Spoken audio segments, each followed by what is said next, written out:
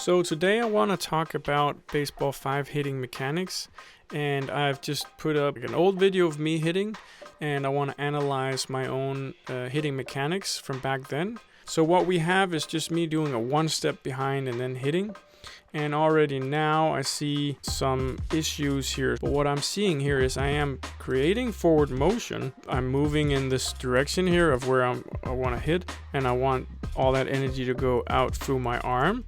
But I see another problem, and that is upon hitting the ground here, and it's very clear right here, you see that my leg is collapsing. This means that a lot of that energy that we produced moving forward is actually just lost into the absorption of the leg here. All that energy that I produce is it doesn't go into the hit there. A lot of it stays in the body and just collapses down into my knee, and that's a problem. I do see a thing that's good here, and if you look at this part right here, you see a wide stance.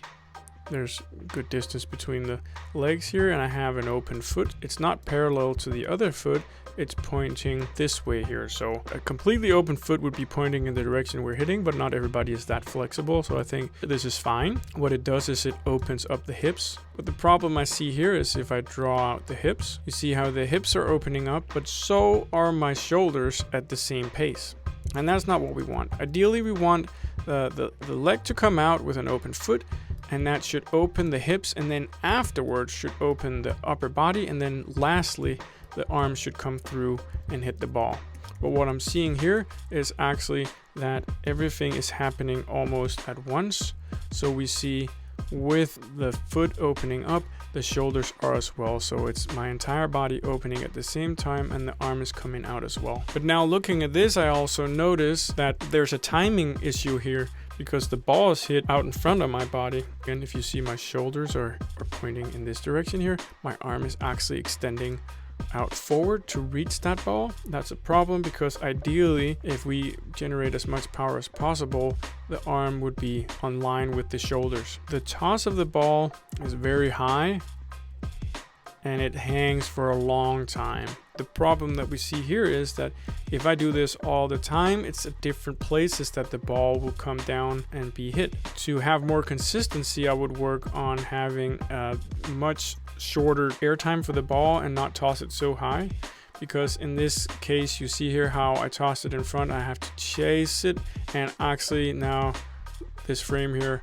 also shows that I barely even hit the ball. It was just at the fingertips that I got contact, and that kind of messes up the entire mechanics.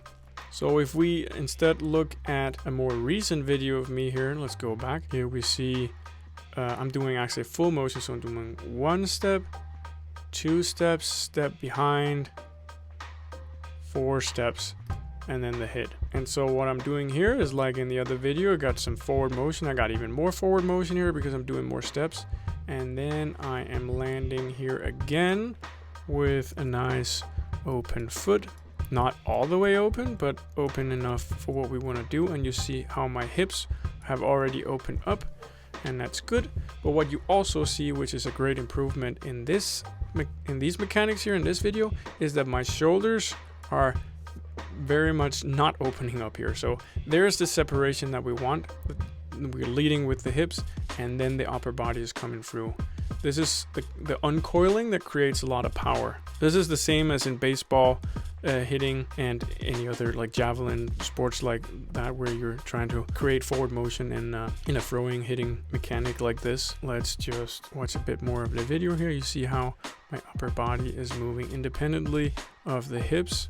And one thing that is very different, and you can almost like feel the power here, is this firm front leg. So I'm not dipping down and bending my knee. All the forward motion and energy we created and threw forward is stopped right here at the ground. And the only place where there's a little bit of energy lost into the ground, obviously, but the rest has to spring up again, kind of like when we're jumping. And that energy that springs back up into the leg, it has to go somewhere, and in this case it will go into the ball. And we'll see how I'm hitting here, and I'm also kind of extending myself here. There's a little thing here that could be, there are two things, so I think there could be definitely a wider stance. And I think also kind of looks like I'm tossing the ball a bit in front of me here. It's not too bad, but when I watch the video playing, like I'll just play the video here, it looks like my arm is kind of, yeah,